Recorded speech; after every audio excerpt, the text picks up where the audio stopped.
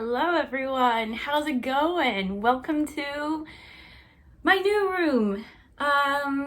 Long story short, I quit my job, left my apartment and came back to my parents' house. So I am living with them again. I have been with them for like 2-3 months now. It feels really weird, I'm not gonna lie. As I said in the video before this, it was something that I had to do.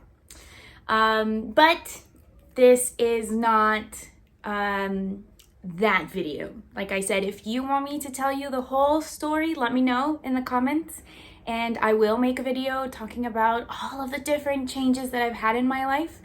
But in the meantime, I wanted to do a little book haul because over the holidays, I went to Europe to celebrate my 30th birthday. Yay! And it was an amazing trip. I had so much fun. It was just a beautiful experience. I got to meet some of my cousins from Norway, learn a little bit more about my grandma, which was just amazing. I saw Northern Lights in Iceland. I went to Ålesund in Norway, which is in the fjords. I went back to Amsterdam. I was in Spain. I went to Toledo. I stayed in Madrid. It was so good. But what I want to tell you guys today is I bought a couple of books and I wanted to tell you about them. And hopefully this will get me out of my reading slump because I am in the hugest of slumps ever. I have no motivation whatsoever to read. So hopefully by making this video, I'll get the motivation to read, right? So let me go and get the books that I bought. I'll see you in a second. All right, here they are. So let's get started. So the first set of books that I'm going to show you are very special because they were my friend's birthday present for me. And they are this beautiful 2-tome edition of Northanger Abbey in Spanish. So she told me that she bought it for me many months ago and she had waited until I arrived there in Spain to give it to me, but she gave it to me on my birthday and we were celebrating my birthday in Iceland. So it was like a super magical evening because the whole day it snowed. So we went out for a little while and then we went back home and we got cozy. We watched movies and then we gave each other presents and she gave me this. So it's like this leather bound book, right? And then it's just like this. It's little and it's so cute.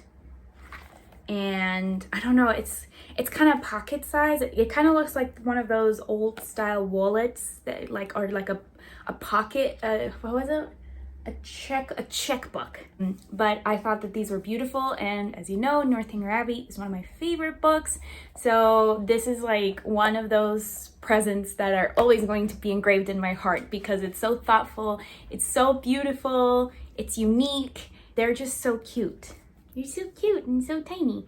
So it kind of makes me wanna read it in Spanish and see how I feel about reading classics in Spanish because I've never read a classic in Spanish. Up next, leaving Iceland in the airport, I bought this book. It's called The Seal Woman's Gift by Sally Magnusson. And I started reading it. I don't know if you can tell, but I did. I started reading it while we were there. So this is set in Iceland in 1627. It's the story of a woman who gets abducted by pirates. So they raid the whole country and the island that she's living in. And she, her husband, and obviously her future child, because she's pregnant, they're all abducted by the pirates as well as some other people. And so far, that's all I know. I just saw it at the airport. It looked really beautiful. I read the back of it and it seemed like something that I would enjoy because it's historical fiction and it seems like it's one of those books where like the main character goes through so many things, but she learns so much and she's able to like move on and grow so much and I don't know, that's kind of something that I really adored too. The next 3 books, the last 3 books that I bought are these 3. And let's start with the one that started it all. This is called The Mercies by Kieran Millwood Hargrave. There it is. It's a beautiful cover. I saw it and I was gonna get it mainly, like literally judging a book by its cover.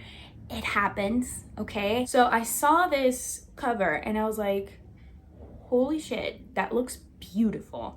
And so I turned it around and I read what it said. And let me see if you know why I chose this. It says, "The storm comes in like a finger snap. Winter 1617. The sea around the remote Norwegian island of Vardo is thrown into a vicious storm. A young woman, Maren, watches as the men of the island, out fishing, perish in an instant. Vardo is now a place of women. 18 months later, a sinister figure arrives. Absalom Cornet has been summoned to bring the women of the island to heel. With him travels his young wife, Ursa. In her new home and in Maren, Ursa encounters something she has never seen before, independent women.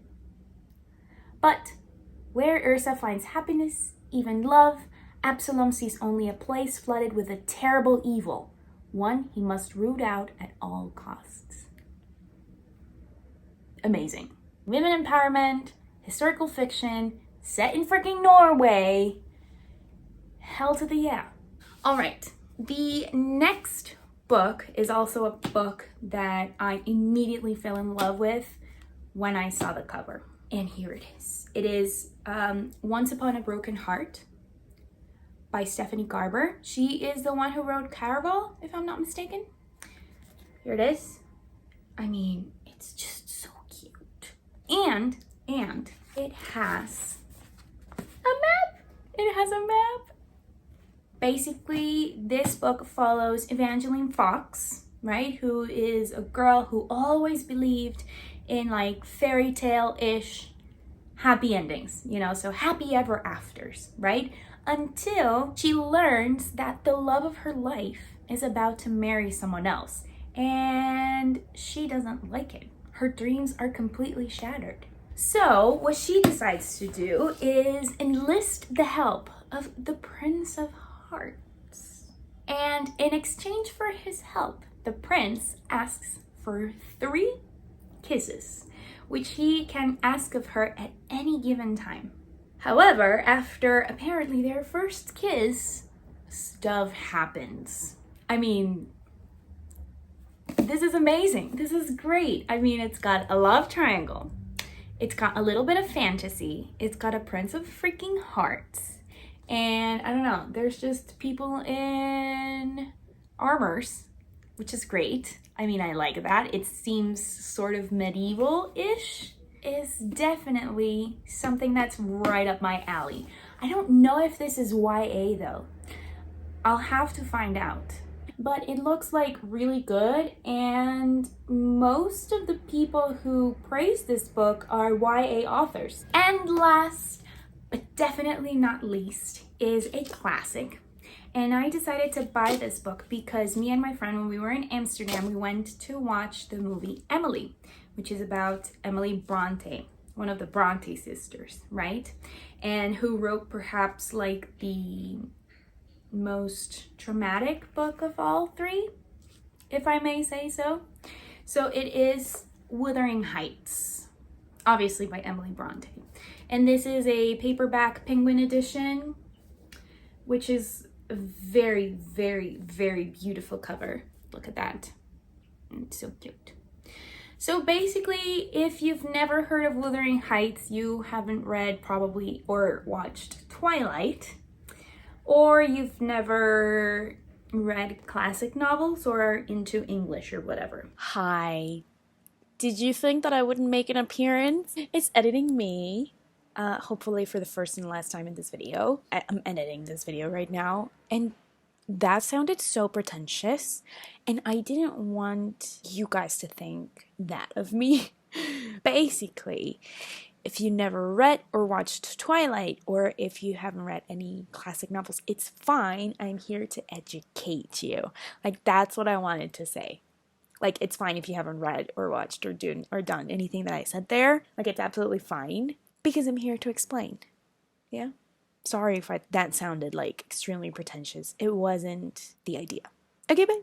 But let me tell you about Wuthering Heights. Wuthering Heights is about a girl called Kathy who lives in the English countryside. And one night, her father comes home with this boy called Heathcliff. I haven't read the book, but I've watched the movies, a couple of them. And Kathy's brother treats him really, really, really bad. And they are very close, Heathcliff and Kathy. Basically, their story of growing up and drifting apart and duty over love and trying to figure out what's best for her family, and for Heathcliff, who is not treated well at all. And it's a very tragic story, very dramatic. Kathy, from the different adaptations that I've seen, is not the most likable of characters, as well as Heathcliff, in my opinion, but people used to rage over this. And if you read Twilight, you know that this is Edward's favorite book. And Bella starts reading it and blah, blah, blah, blah, blah, blah, blah. And I remember when I was in school, I was like, oh, maybe I should read it. I never got to reading it because I was really into other stuff. I wasn't going to start reading classic novels. But now it's my moment. And I have the book, I have the audiobook, because classics, especially, you know, like these ones, they can be heavier in certain ways. I'm gonna be like super honest. It takes me a lot of time to, you know, get in the right headspace to read it, like actually sit down and read it. So I decided to get the audiobook so it can help me focus, right? Like if I'm listening and reading at the same time, I feel like it could be better. I wish I had audiobooks for the other books, but I don't. So that's gonna require a lot of mental effort. All right, you guys, that is all for today's video. If you liked it, let me know. If you have any other ideas or requests or things you would like me to do in my videos, let me know in the comments down below. Thank you so much for watching, and I'll see you on the next video. Bye.